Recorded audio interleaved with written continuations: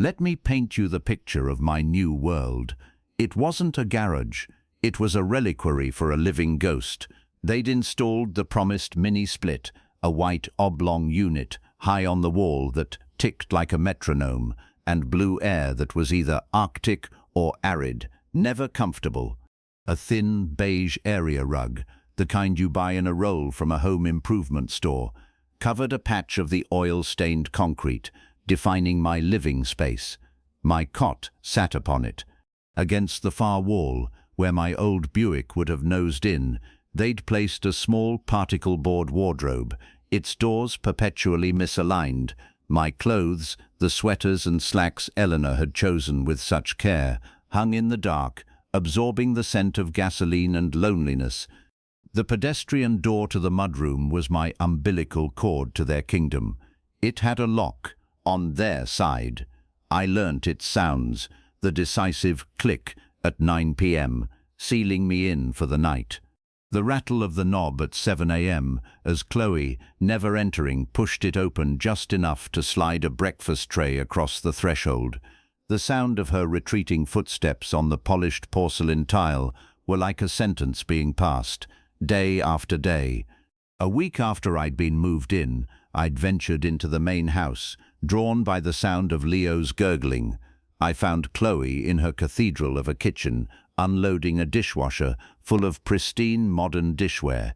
On the counter sat a single cardboard box, open. Inside, nestled in yellowed newspaper, I saw the familiar, delicate blush rose pattern of Eleanor's wedding china, the set her mother had given us, piece by piece, over 40 years. Chloe followed my gaze. "Oh, that old stuff," she said, not pausing in her work. She lifted a salad plate, her fingers with their perfect manicure gripping the gilded edge. "It's so dated and frankly a little tacky. We're doing a minimalist aesthetic." She placed the plate, not back in the box, but on the granite counter with a dismissive tap. "I've listed it on Marketplace. Someone with a shabby chic vibe will take it off our hands." Our hands, my wife's china, my history, reduced to a $50 Facebook listing. "That was Eleanor's," I said, my voice barely audible over the hum of the stainless steel refrigerator. "I know," Chloe said, smiling that flat, mirthless smile. "And now it's clutter. We need the space for the new Noritake service." David picked it out. "It has platinum bands." She finally looked at me, her flinty eyes assessing my reaction like a scientist observing a lab specimen. "You understand, don't you? Progress. We can't be held back by the past." That was the moment the first seed of understanding took root. This wasn't just greed. It was eradication. They weren't just using me. They were methodically deleting the man I was, the life I'd built, to make room for their own flawless, empty narrative. My home was sold. My possessions were being sold. I was next, relegated to the garage, a living, breathing piece of clutter, to be managed until I conveniently stopped breathing. I didn't argue. I turned and walked back to my concrete cell. The phushk of the mudroom door locking behind me was louder than any scream. The intrigue, the slow-burning fuse of the story, began in those silent hours. My hearing, sharpened by solitude, became my intelligence apparatus. The shared wall with the house was thin enough to transmit vibrations, the muffled cadence of voices. I learnt to interpret them. Late one night, a heated whisper stream seeped through the drywall. "Can't keep pushing them off, David. The landscaper is threatening a lien." Chloe's voice, a serpentine hiss. "They'll wait. Everyone waits. The equity from Dad's place is covering the interest-only payments on the construction loan. It's a waterfall." David, trying to sound like the master of finance he pretended to be. "It's a house of cards. That equity is finite. What happens when it's gone? We're leveraged to our eyeballs on this place. My God, the property taxes alone. Will you keep your voice down? He's right there." A bitter laugh. "So what?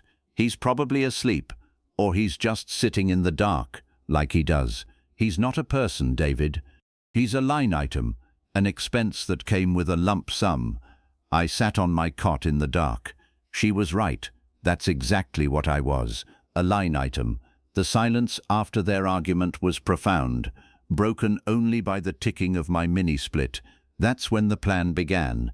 Not as a grand scheme, but as a single, cold question. How does a line item fight back? The answer came from the past, from Eleanor, my brilliant, meticulous Eleanor, who had handled all our finances, who had a filing system so precise it could have been used by the Library of Congress.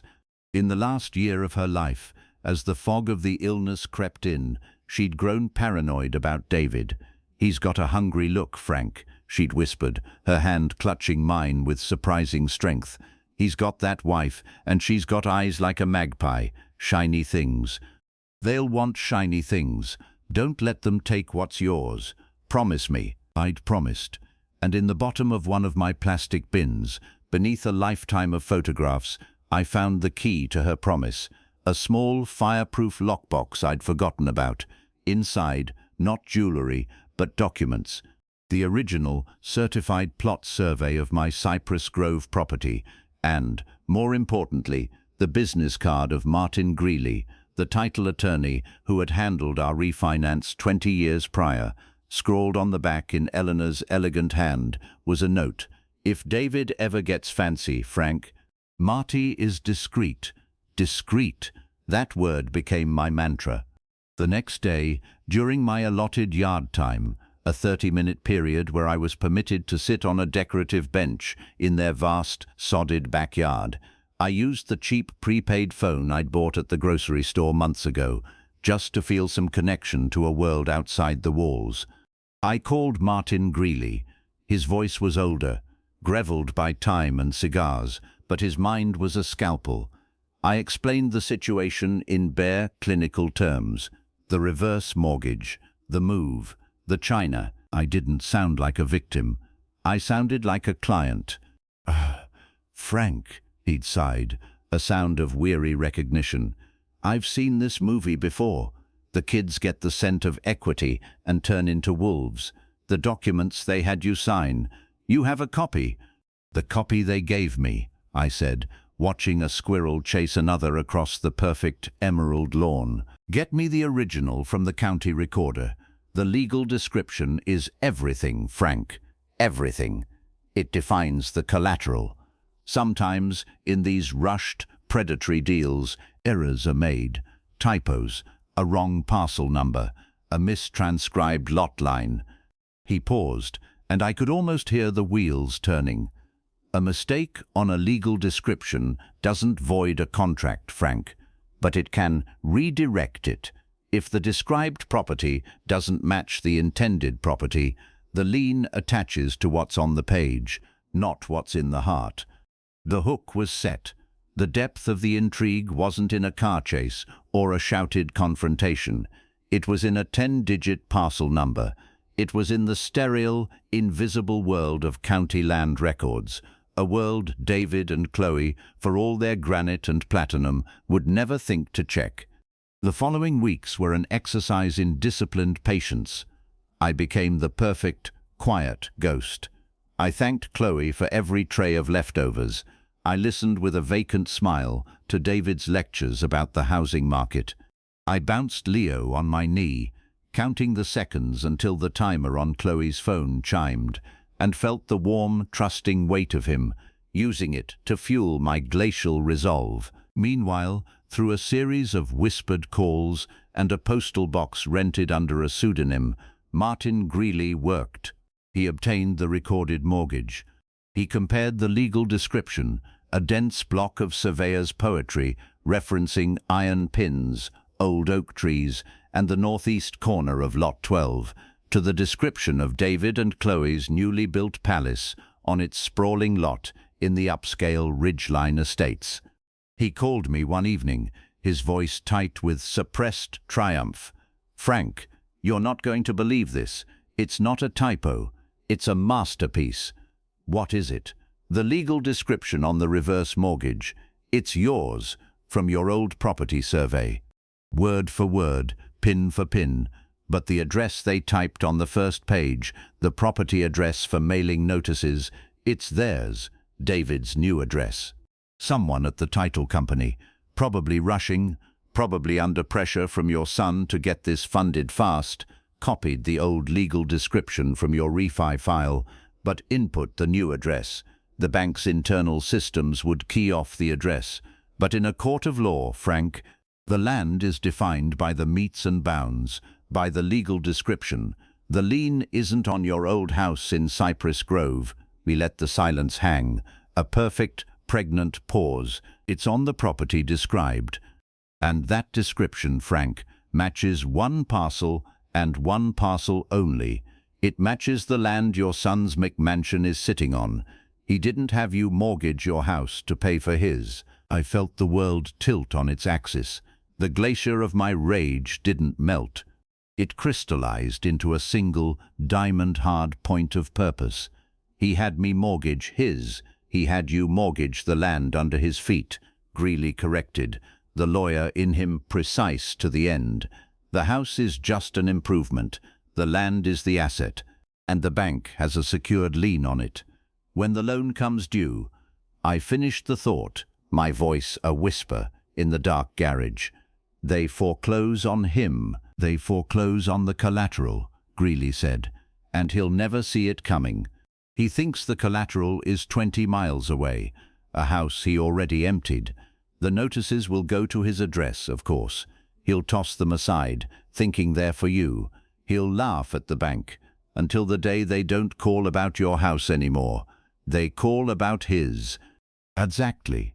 I looked around my garage prison, at the plastic bins, the ticking mini-split, the locked door. For the first time, I saw not an end, but a waiting room. The silence was no longer oppressive. It was the quiet before the symphony. What do I do? I asked, though I already knew. You do nothing, Frank, Martin Greeley said, and I could hear the grim smile in his voice. You be the old man in the garage. You be the line item. You wait.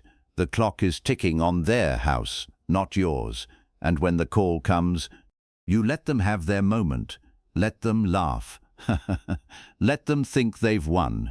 Then you show them the paper.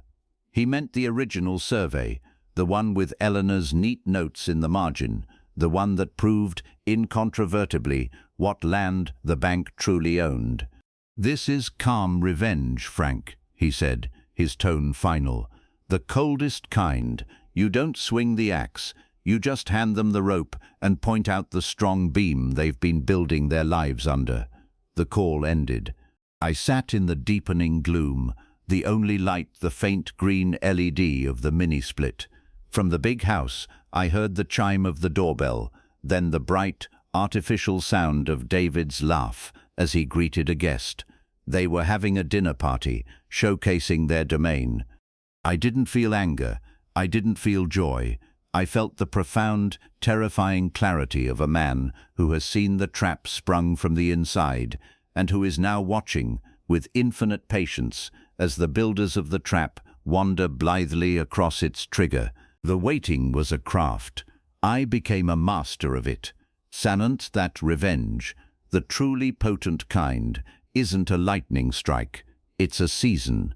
It's the slow, inevitable turn from autumn to winter, where the first frost isn't a violent event, but a gradual, crystalline takeover. My garage was my observation blind, and I studied my subjects with the detached precision of a naturalist. The first test of my new resolve came with the piano. It arrived on a Tuesday, a monstrous, polished ebony Steinway grand that required 4 sweating movers and a specialized dolly to navigate through the double front doors. It was Chloe's idea, of course, a statement piece for the soaring 2-story foyer. From my pedestrian door, I watched the procession, the men's faces strained with the weight of it, their booties mandated by Chloe to protect the white oak floors, sliding on the polished surface. That evening, the first discordant notes echoed through the house. Chloe hadn't played since college, and her skills had atrophied into a halting, arrhythmic stab at Mozart.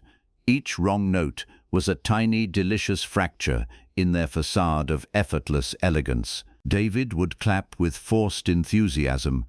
"Beautiful, honey, just like we're in our own concert hall." I sat on my cot, a book unopened in my lap, and listened. The piano wasn't an instrument, it was a metaphor, a $120,000 symbol of overreach, bought with money that wasn't theirs, placed in a house that was, according to a piece of paper in a lockbox, steadily slipping from their grasp. The intrigue deepened through small, curated revelations. I began taking walks, not just in the yard, but around the neighborhood. Ridgeline Estates was a gallery of quiet desperation. Every third house had a contractor's truck parked outside. Every other lawn had a security system sign stabbed into the mulch. I'd nod at neighbors, playing the harmless, doddering grandfather. They'd smile with pity, seeing only the old man from the garage apartment. One of them, a retired engineer named Walter, with a kind face and eyes that missed nothing, stopped me one afternoon. "You're David's father, right? Living in the casita?" I confirmed it with a humble nod. He leaned in, his voice dropping. "Fine boy you raised, ambitious." He paused, gazing up at the monstrous second story of my son's house. "That's quite a pile they're building. Saw the foundation pour. Used a lot of rebar. Costly." He looked back at me, and his gaze was no longer just kind. It was assessing. "You know, in my line of work, we had a saying. You can't pour a 10-ton foundation on a 5-ton budget. The ground always knows." He gave me a slow, meaningful blink before ambling off to tend his immaculate rose bushes. "The ground always knows." The words settled into me. He knew. Maybe not the specifics, but he sensed the structural flaw, the financial rot at the core of the shining palace. I wasn't alone in my watchfulness. The addiction for the viewer, the hook that sinks past the bone, comes from the duality, the stark contrast between the two realities. So let me show you both. Sanant nanond pendinam san. Sand mini singens that a piano arrived. Chloe had hired a catering team. The air in my garage grew thick with the scent of seared scallops and truffle oil. Laughter, bright and brittle as champagne flutes, spilled from the house. I was instructed to remain out of sight. My dinner tray, delivered early, was cold meatloaf. Through a tiny high window I'd never mentioned to them, a window that gave me a sliver of a view into the great room, I became a ghost at their feast. I saw David holding court, his face flushed with pride and Pinot Noir. He gestured to the wall of windows overlooking the lit pool. We wanted a seamless integration of interior and exterior living spaces. It's about flow. His guests, a couple from the tech sector named Brendan and Sasha, nodded with vacant admiration. Brendan asked the question I'd been waiting for. "This is an incredible build, David. The lot alone in Ridgeline must have been a fortune. How'd you swing it? IPO magic?" David's smile was a masterpiece of deceit. He slid an arm around Chloe's shoulders. "Family equity," he said, his voice dripping with false humility. "A wise old restructuring. My father was sitting on a gold mine in his old place. We helped him liberate that capital, downsize into something more manageable right here with us, and it gave us the springboard to create this for our family. A true legacy move." Chloe beamed, resting her head on his shoulder. "It's what family does," she purred. "We take care of each other." I watched, my blood a silent, frozen river in my veins. Liberate that capital, downsize, legacy move. Each phrase was a bullet, fired from the mouth of my son into the corpse of our history. Then Leo started from the nursery monitor. Chloe's smile tightened. "Excuse me," she said, her heels clicking a staccato retreat. David poured more wine, launching into a story about his golf handicap. Reality 2. The ledger. While they dined, I didn't seethe. I worked. By the light of a single, low-wattage bulb, I opened a simple composition notebook. This was my ledger, not of money, but of moments. On the left page, I wrote their fiction. Saturday, October 14, dinner party, scallops, talk of legacy. David claims family equity restructuring. Chloe, we take care of each other. Brendan and Sasha, impressed. On the right page, I wrote the truth, supported by documents Martin Greeley had mailed to my postal box. Saturday, October 14, construction loan statement, intercept from trash. Interest-only payment, $8,447, due in 12 days. Source of funds, reverse mortgage disbursement 3. Total drawn against RM, $412,000 of $475,000 max. Landscaping lien filed by Verdant Majesty for $28,500. Property tax assessment for Ridgeline Estates Lot 18. The is property, $24,800 a year.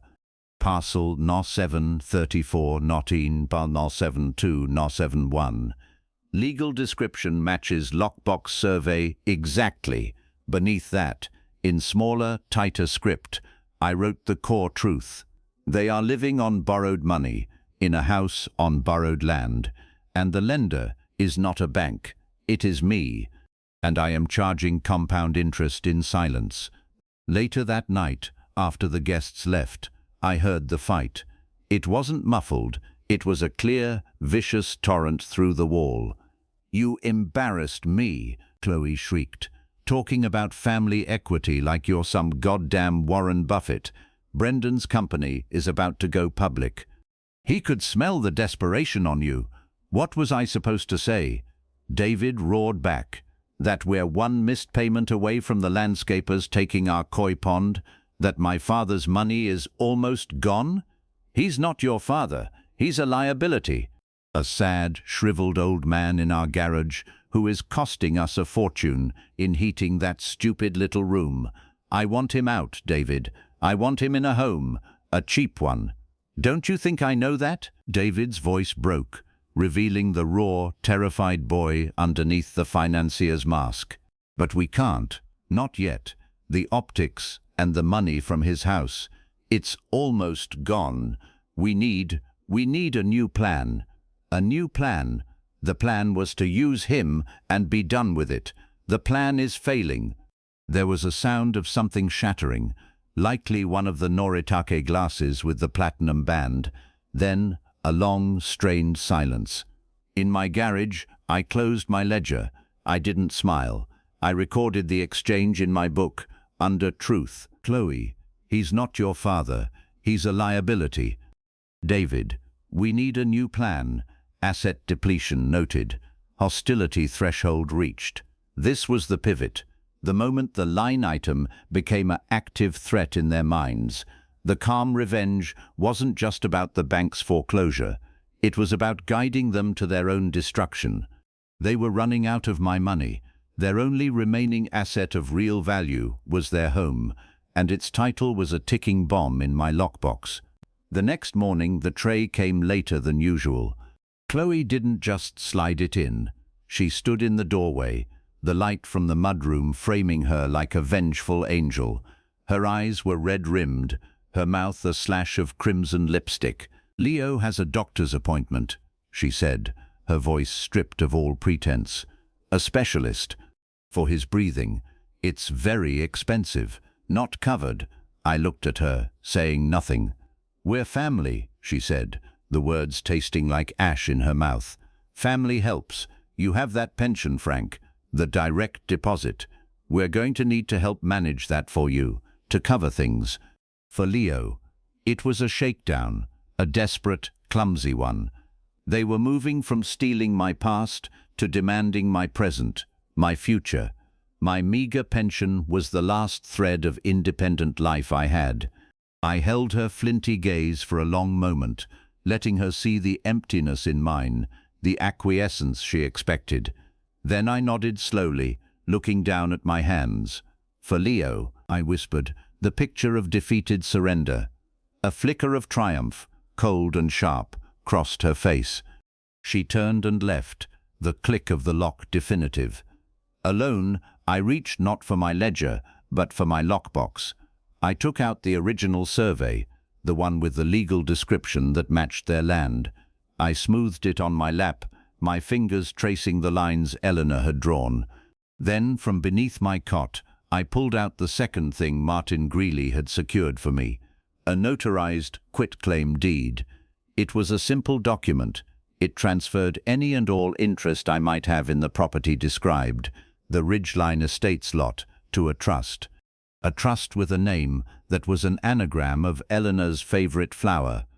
I had no legal interest to transfer, of course. The bank had the lien, but the existence of this deed, filed quietly with the county, created a shadow on the title, a complication, a ghost in the machine of their eventual foreclosure. I didn't sign it yet. I placed it beneath the survey. The hook for the audience is the assembly of the weapon, the slow, meticulous fitting together of each piece. The pension shakedown was their move. This deed was my counter-move, laid silently on the board. The pension direct deposit hit my account on the 1st of the month. A modest sum, the reliable heartbeat of my 42 years at the plant. It was the last autonomous rhythm of my life. By the 3rd, it had been stilled. David presented it not as a theft, but as a technological favor. He came into the garage, a rare invasion, holding a tablet, like a priest, with a sacramental offering. His smile was a tight, practiced thing. "Dad, we're streamlining everything for you," he said, his voice dripping with a patronizing syrup. "All these passwords, these accounts, it's a security risk. And with your memory?" He let the implication hang, a grenade with the pin pulled. "We've set up a family financial management portal. All your income streams will funnel into a joint account Chloe and I oversee. We'll pay all your incidentals, your medical co-pays, your whatever you need. It's safer. It's smarter." He held out the tablet. On the screen was a banking app interface, already logged in. A button pulsed. "Non menti de par," redirection. I looked from the glowing screen to his face. I saw no guilt, not even avarice, just a chilling bureaucratic certainty. This was simply the next logical step in my management. The china had been sold. The house's equity had been liquidated. Now, the monthly drip feed of my existence was to be piped directly into their reservoir. "For Leo," David added, his eyes softening with a performance of paternal concern. "His treatments, they're adding up. This way, we can ensure he gets the best." It's what Grandma Eleanor would have wanted, right? Family taking care of family. He used her name. He used my dead wife's love as a crowbar to pry open my last vault. The rage inside me didn't boil. It sublimated, turning from a solid mass into a cold, invisible gas that filled the room. I let my shoulders slump. I allowed a faint tremor to enter my hand as I reached for the stylus he offered. I made my signature on the screen look shaky, uncertain. An old man's scrawl. "There," David said, exhaling as if he'd just fixed a leaky faucet. "See? Simple. No more worry for you." He took the tablet back, his fingers swiping with efficient grace. "We'll get you a debit card for the account, for your personal things." He meant my groceries, my toiletries, the pittance they would allot me to maintain the illusion of dignity. He was putting me on an allowance in my own life. After he left, the click of the lock sounded more final than ever. I was now a prisoner not just in space, but in time. Every month, the proof of my life's work would be vacuumed into the black hole of their debt. But calm revenge is a patient architect. While they took my present, I was quietly undermining their future. My walks around Ridgeline Estates became more purposeful. Walter, the retired engineer with the rose bushes, was my unwitting intelligence asset. I'd pause by his fence, compliment a particular bloom. He'd amble over, clippers in hand. "Seen the county inspector's truck over at your boy's place twice this week," he mentioned one afternoon, his tone casual, but his eyes sharp. Big project like that, always issues. Drainage looks off to me. That retaining wall on the south side, it's weeping. Water in the weep holes is one thing, mud is another. He snipped a deadhead with a precise snip. Mud means saturation. Saturation means hydraulic pressure. Pressure, he said, looking directly at me, finds the weak point. It was a breadcrumb, a delicious, technical breadcrumb. I filed it away. The next piece came from the trash, their shiny silver kitchen trash can, overflowing with the detritus of their luxury, was placed at the curb every Wednesday. Under cover of pre-dawn darkness, I would venture out. Not for food. My pride, what little they'd left me, wouldn't allow that, but for information. Discarded envelopes, crumpled letters, the paper trail of a life lived beyond its means. One night, I struck gold. Not a bank statement, but something better. A crumpled letter from the Homeowners Association on stiff, embossed stationery. Notice of violation, LOT 18, Ridgeline Estates. Up to the owners, our Architectural Review Committee has noted significant deviations from the approved plans for your property at 17 Prestige View Drive. Specifically, Will Bunn, 1. The height of the east-facing gable exceeds covenant restrictions by approximately 2.3 feet. Will Bunn, 2. The exterior finish, synthetic stone veneer on north facade, was not among the submitted and approved material samples. Will Bunn, 3.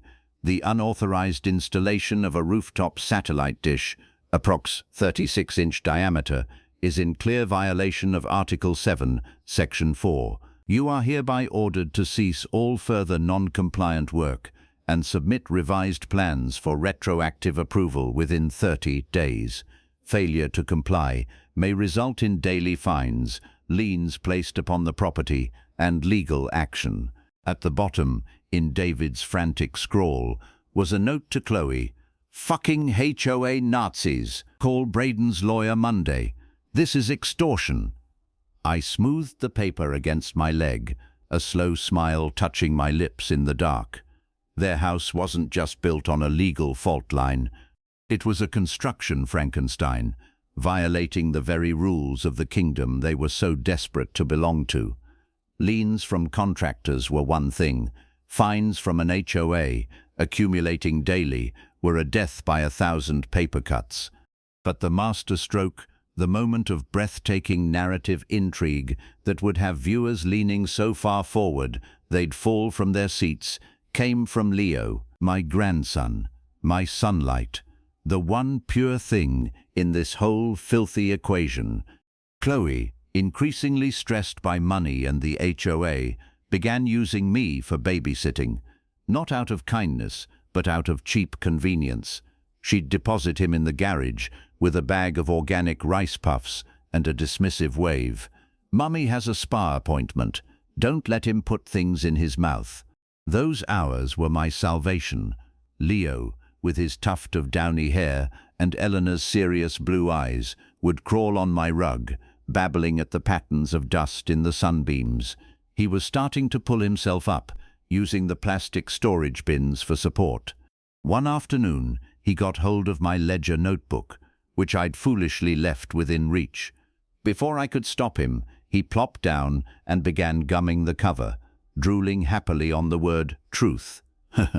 My heart stopped. Not because of the notebook, but because of what was tucked inside its back cover, a photocopy of the legal description from the reverse mortgage. I gently pried it from his slobbery grasp. As I did, he looked up at me and uttered his first recognizable word. Not mama, not dada, bappa. His version of grandpa. It was a sucker punch to the soul, a flood of warmth so violent it threatened to melt my glacial resolve. I gathered him up, holding his small, sturdy body close, breathing in his sweet, milky smell. He nestled his head against my neck, trusting, absolute. In that moment, the entire calculus of my revenge shifted. It was no longer just about David and Chloe. It was about him, about what they were building for him, A palace of lies on a foundation of sand, destined to collapse and bury him in the debt and disgrace. They were not just stealing from me. They were mortgaging his future, his stability, his chance to grow up in a home that was truly a home, not a fraudulent facade. I had to win, not just for my own vengeance, but to salvage something real for Leo, to reclaim a legacy that wasn't made of borrowed money and moral rot. That evening, after Leo was reclaimed by a harried Chloe, "Did he eat? He'd better not have any refined sugars." I sat in the deepening gloom. From the main house, I heard the familiar, tense whispers, the HOA violation, the looming landscaper's lien, the dwindling cash. "We need to accelerate the other thing," Chloe's voice, a serpent in the wall, slithered through. "The insurance?" David, sounding weary. "The life insurance, David. The policy on him. We've paid the premiums for 2 years. It's time to have Dr. Evans reevaluate." A few notes in his file about confusion. Wandering at night. Maybe a minor fall, the accelerated benefits rider could kick in. It's not much, but it's something. It could cover the HOA fines and the next interest payment. The silence that followed was thicker than the concrete walls. I felt the air leave my lungs. This wasn't just greed. This was a new circle of hell. They weren't just waiting for me to die. They were planning to nudge the process along, to monetize my decline.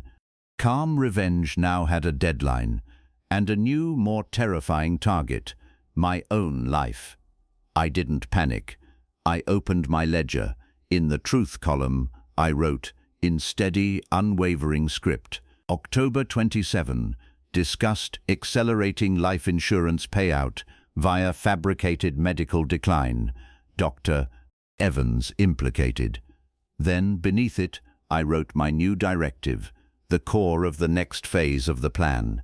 Protect Leo, secure the land, expose the lie. Timeline is now critical. I closed the book. From my lockbox, I retrieved the quitclaim deed and the survey. I also removed a new document Martin Greeley had prepared, a simple, ironclad will. It left my entire estate, the pitiful remains of my pension account, my personal effects, my interest in any property, in a trust for Leo, with Martin as the executor. It explicitly disinherited David and Chloe for reasons of undue influence and moral turpitude. It was a symbolic gesture. I had almost nothing to leave, but it was a line in the sand, a legal declaration of war. The certified letter from Premier Trust Bank arrived on a Thursday. It came in a thick, cream-colored envelope of expensive stock, the kind that feels like money and consequence. It was addressed to der Tomsten dessen to Prestige View Drive. Not to me, to the house. "It's not you done bounding handen when you are bounty fund then come denim." I knew it was coming. Martin Greeley had given me the date, yet, watching Chloe pluck it from the brass mail slot in their massive front door, I felt a seismic shift in the atmosphere of my concrete world. It was like watching a safecracker, with infinite patience, finally feel the first tumbler click into place. She carried it into the kitchen, frowning at the return address. I had a perfect slivered view from my high window. David was at the granite island, scrolling through his phone, a half-eaten avocado toast, forgotten on a plate. "Bank," Chloe said, her voice carrying the faint disdain she reserved for all reminders of the mundane machinery of finance. She used a sterling silver letter opener, a wedding gift, to slit the top with a crisp schwick to Brondim. David didn't look up. Probably another offer for a platinum card. "Toss it." She pulled out the single sheet. Her eyes scanned it. I watched her face, that meticulously maintained mask of cool control. I saw the moment the words failed to compute. A tiny furrow appeared between her sculpted brows. Her lips, freshly glossed, parted slightly. "David." He heard the tone. It wasn't annoyance. It was the first faint tremor of alarm. He put his phone down. "What?" She read aloud, her voice flat, trying to wrestle the formal language into something that made sense. Courtesy notice of loan maturity, Premier Trust Bank. As servicer of reverse mortgage loan RV 774721 Bison Defredum 9H, secured by the property legally described as Exhibit A, hereby provides notice that the loan will reach its maturity event, the 150th month of the loan term, on December 15th of this year. Upon maturity, the full outstanding principal balance, plus all accrued interest and fees, will become immediately due and payable in full. Failure to satisfy the debt will result in the initiation of foreclosure proceedings against the collateral property. Ijondiambly pension that Colbiet is one. She looked up, the furrow deepening. What is this? Is this your father's thing? Why is it coming here? David snatched the letter from her hand. His eyes raced over the text.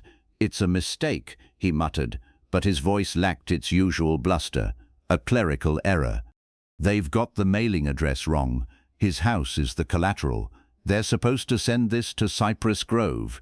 He flipped the page, looking for the infamous Exhibit A, the legal description. It wasn't attached. The notice was generic, designed to prompt a call. So call them, Chloe said, crossing her arms. Get it fixed. The last thing we need is their paperwork clogging our mail. David puffed out his chest, the familiar performance of competence returning. Exactly. I'll handle it. It's just a computer glitch. He took out his phone, dialed a number from the letterhead, and put it on speakerphone, a show of transparency for his wife. A polite, automated system answered. Then a human customer service representative with a professionally cheerful voice. Thank you for calling Premier Trust Reverse Mortgage Division. This is Stacy. How may I help you? Yes. Hi, David said, his voice slick with faux camaraderie. I'm calling about a notice I received, loan number RV 77472 9H. There's been a mistake. You've sent the maturity notice to the wrong address. The collateral property is elsewhere. You need to update your records. Klompai Jordords Maid. Klom Eve Sajan with Timamed. Klom de min muturi by nondings kumpombadu kanif. I have his power of attorney for financial matters. A lie, smooth as silk.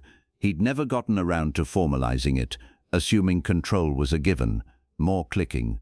A long pause. I'm showing the mailing address for all correspondence for that loan is indeed 17 Prestige View Drive. The collateral address, let me see. The system shows the same. David's smile tightened. That's impossible. The collateral is 42 Cypress Grove Lane, my father's previous residence. You must have a bug in your system. Sir, the collateral is defined by the legal description recorded with the county, Stacy said, her tone shifting from cheerful to gently corrective. The address we use for mailing is a separate field. I'm looking at the loan file now. The legal description is quite specific. It references a survey from 1982, iron pins, a blazed oak tree. I held my breath. From my cot, I could see the photocopy of that survey, the one Leo had drooled on. Iron pins, a blazed oak tree. I don't care about the poetry. The point is, you're going to try to foreclose on the wrong house. My father lives here, with us. The house you have a lien on is 20 miles away. Sort it out. Another pause, longer this time. Stacy's voice returned, now carefully neutral. Mr. Kessler, I've reviewed the legal description in our file. I've also taken the liberty of pulling up the county's parcel viewer for the mailing address you've provided. Her voice held a hint of something new, not confusion, the dawning of a dreadful, professional clarity. Sir, the legal description on our loan and the legal description for the parcel at 17 Prestige View Drive appear to be identical. The silence in the kitchen was absolute. Chloe's hand flew to her mouth. David stared at the phone as if it had grown teeth. "What are you saying?" he asked, his voice dropping to a whisper. "I'm saying," Stacy replied, her words measured and devastatingly clear, "that according to the documents signed by the borrower, Frank Kessler, The reverse mortgage is not secured by 42 Cypress Grove Lane. It is secured by the land described, and that description matches the land your home is built on. The lien is against your property, Mr. Kessler." "Ah." Chloe made a small, choked sound. David's face went from flushed to corpse white. That's insane. That can't be right. He signed it for his house, to fund this house. It was for us." "The intent of the parties is not reflected in the recorded instrument, sir," Stacy said, her tone now that of a coroner stating a cause of death. "The instrument controls. The loan is due on December 15th. The outstanding balance will be approximately, more clicking, ploth, 489,217 talents 54s. The number hung in the air of their perfect kitchen, a ugly, discordant fact against the sub-zero hum. "You don't understand," David said, a desperate, wheedling note entering his voice. The master of the house was gone, replaced by a panicked boy. "This is a mistake. A huge mistake. You need to talk to your legal department. You need to fix this." "I can certainly escalate a complaint, sir," Stacy said, her politeness now a wall. "You will receive a formal packet outlining the default and foreclosure process within 10 business days. I would strongly advise you to seek independent legal counsel." There was a finality in her voice. "Is there anything else I can help you with today?" David didn't answer. He just stared at the phone. After a moment, Stacy, hearing only silence, said, "Thank you for calling Premier Trust," and the line went dead with a soft click. The sound seemed to break a spell. Chloe lunged forward, grabbing the letter from David's limp hand. "What does this mean?" she hissed, her voice trembling with a fury that was pure terror. "What does this mean, David?" "It means," David's voice was hollow, his eyes wide and unseeing, "it means he didn't mortgage his house." He looked up, his gaze sweeping over their vaulted ceilings, their custom cabinetry, the stupid, silent piano. "He mortgaged this." The first crack in the facade wasn't in the drywall or the weeping retaining wall. It was in their reality. It was the sound of the world they had built, on lies, on stolen equity, on the broken back of an old man, giving a single, sickening groan. And, from my garage, through the high window, I watched it happen. I saw the color drain from their faces. I saw the confident set of David's shoulders collapse. I saw Chloe's calculated composure shatter into a raw, animal panic. I didn't smile. I didn't feel triumph. I felt the cold, clean satisfaction of a physicist watching a predicted equation resolve itself in reality. David finally moved. He erupted from his stool, a torrent of frantic energy. "The documents! We have the copies! We'll show them! We'll get a lawyer and sue the title company for malpractice. This is their fault." He stormed into his home office. Chloe followed, a wraith on his heels. I heard the sound of a filing cabinet being yanked open, papers rustling violently. A minute later, David emerged, not with a file, but with a single sheet in his hand. He was staring at it, his breath coming in short, ragged gasps. It was the copy of the mortgage they had given me to sign, the copy they had kept for their records. Chloe peered over his shoulder. "What? What is it?" David's finger stabbed at the page.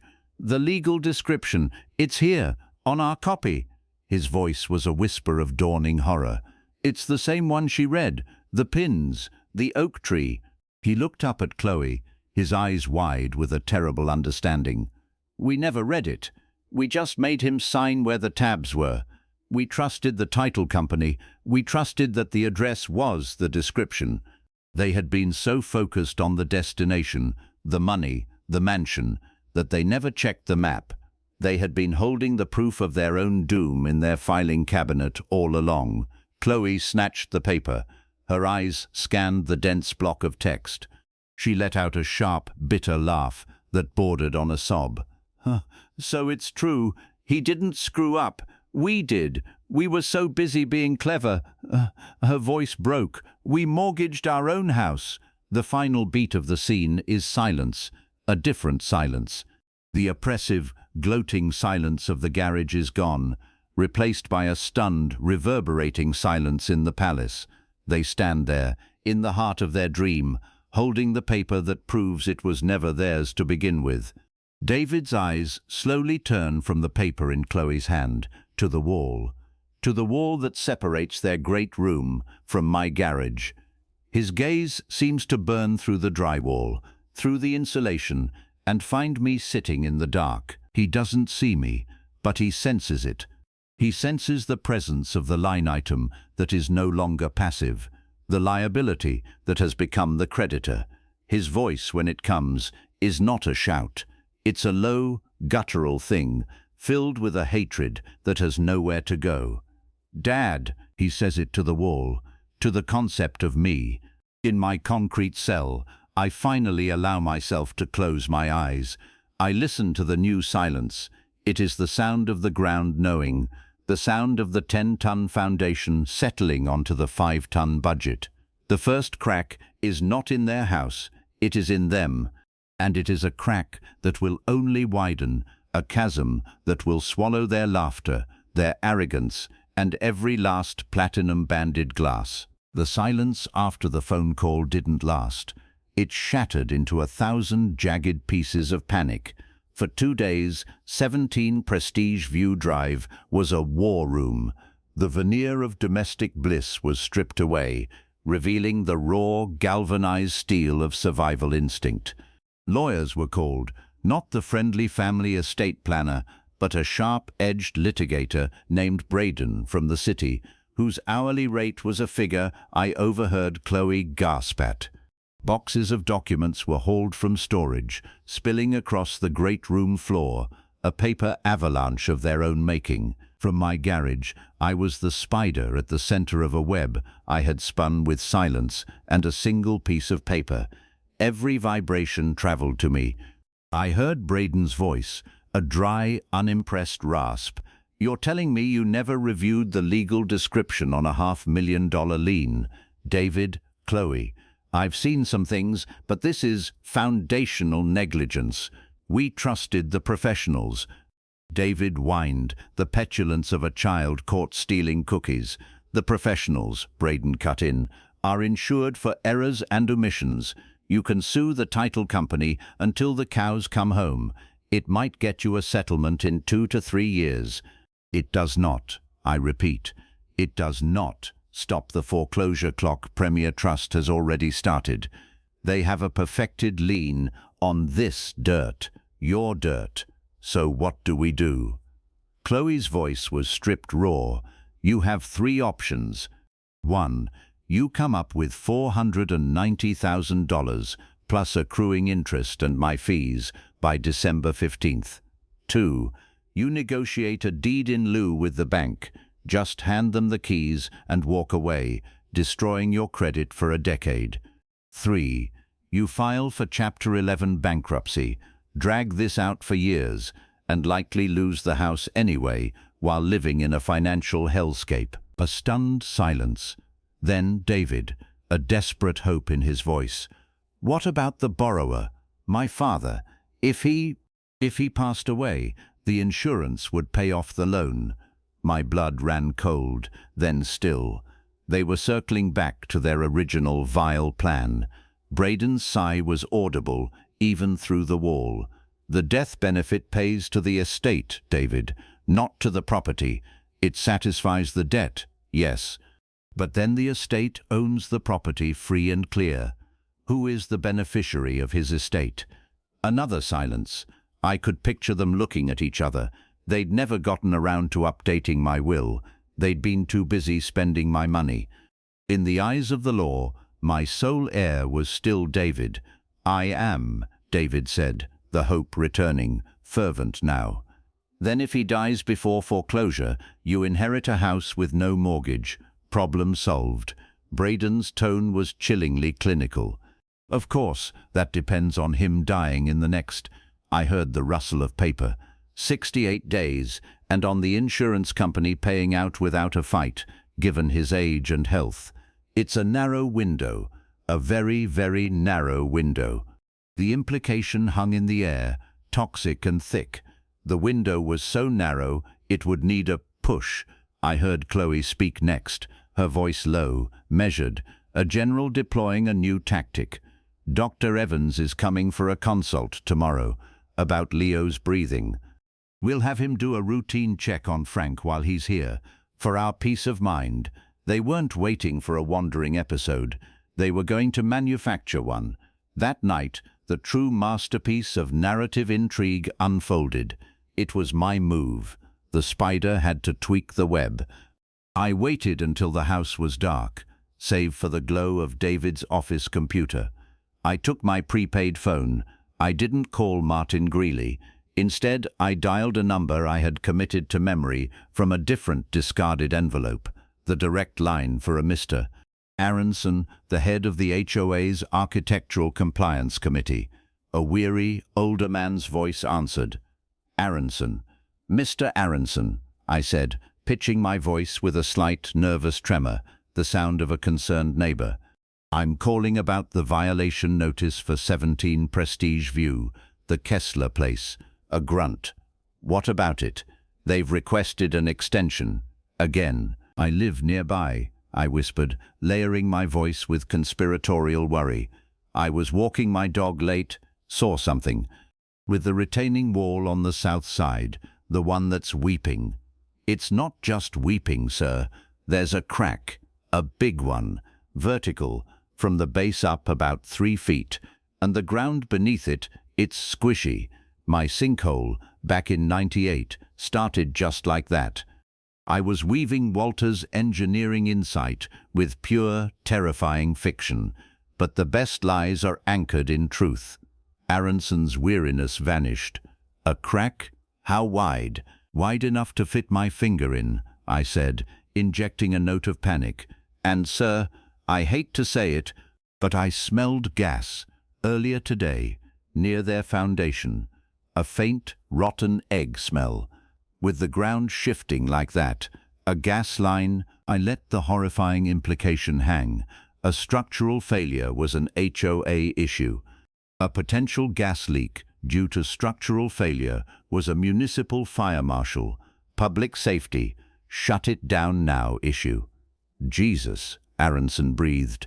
You're sure? I'm just a neighbor who doesn't want to see a house slide into the ravine or blow up, I said, my voice trembling with believable, civic-minded fear. I thought you should know before something happens. I hung up. My hands were steady. I had just introduced a second, external threat. Not a financial one, but a physical one. The county inspector would be back. The fire department might be called. Their house would become not just a financial crime scene, but a condemned structure. The next morning, the atmosphere was thick with dueling conspiracies. Dr. Evans, a man with a kind face and tired eyes, arrived. I saw him through my window, carrying his medical bag. He spent 20 minutes with Leo in the living room. Then, as prearranged, Chloe led him to the garage. She opened my door without knocking. Frank, Dr. Evans is here. Just a quick checkup, for our peace of mind. Her smile was a gash of benevolence. Dr. Evans stepped into my space, his expression professionally neutral, but his eyes took in the cot, the plastic bins, the concrete floor. A flicker of something, discomfort, pity, crossed his face. Chloe lingered in the doorway, a sentinel. "Hello, Frank," Dr. Evans said, setting his bag on a bin. "Just going to check your blood pressure. Listen to your heart. Chloe mentioned you've been a bit forgetful lately. Maybe had a stumble or two in the night." I looked at him, then past him, to Chloe. I let my gaze go slightly unfocused, my mouth slack. I was the perfect picture of early benign confusion. The pictures, I mumbled, pointing vaguely at the bins. Eleanor's pictures. "They're gone." Chloe's smile tightened. "They're right there, Frank. Don't be difficult." Dr. Evans shot her a quick, unreadable look. He wrapped the blood pressure cuff around my arm. As he pumped it, he spoke softly, just to me. "Any dizziness, Frank? Trouble finding words?" Men. I waited until the cuff was tight, until his stethoscope was in his ears, listening. I looked directly into his eyes. My own gaze cleared, sharpened, became absolutely, terrifyingly present. My voice, when I spoke, was a low, clear, and perfectly articulate, meant only for him. My blood pressure is fine. My mind is sharp. They are trying to steal my house, my money, and now they are trying to steal my competency to collect a life insurance policy. Check the paperwork. The reverse mortgage is on this property. They are desperate. And you, doctor, are about to become their tool. The cuff hissed as it deflated. Dr. Evans's eyes widened behind his glasses. He froze, the stethoscope dangling. He heard every word. He saw the fierce, lucid intelligence in my eyes, so starkly at odds with the forgetful narrative and the grim surroundings. I let my face go slack again, looking down at my hands. The pictures are gone, I repeated, my voice returning to a mumble. Dr. Evans slowly removed the cuff. He didn't write anything on his clipboard. He looked from me to Chloe, who was watching like a hawk. "Well?" Chloe prompted, her voice sharp.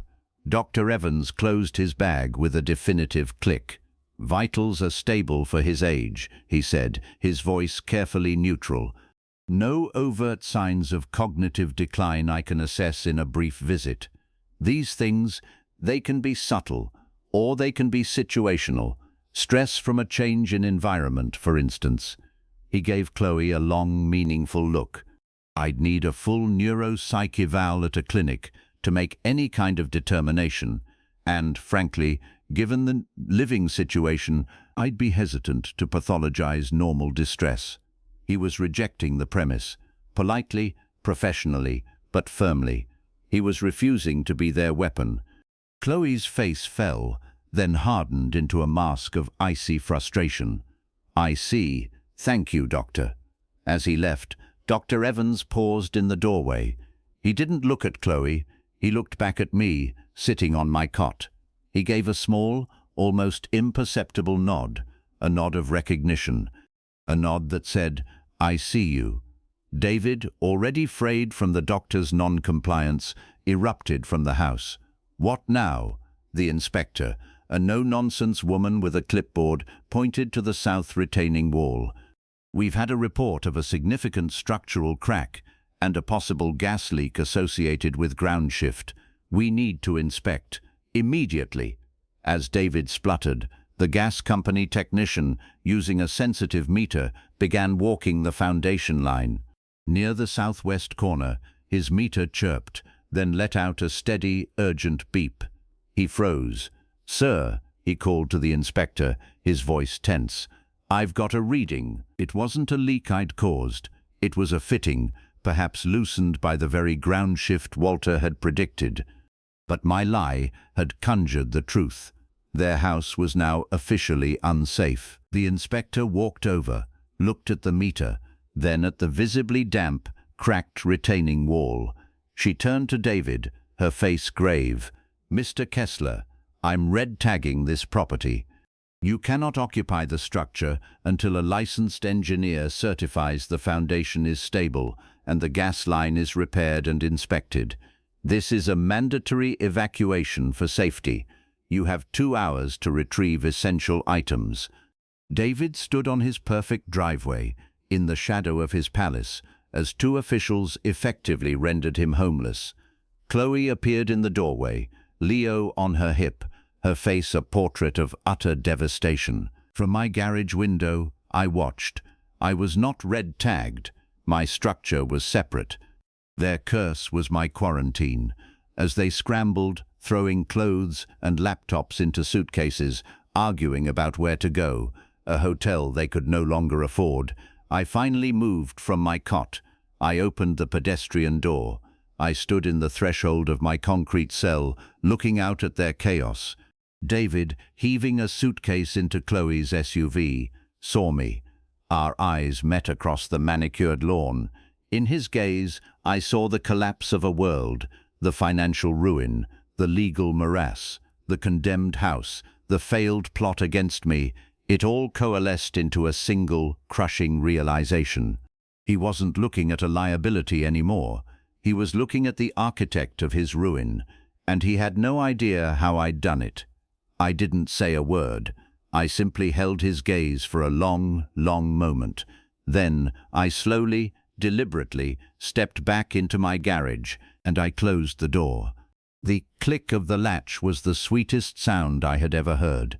It was the sound of the spider closing the web, not to trap the flies, but to watch from the center as the world they built burned down around them.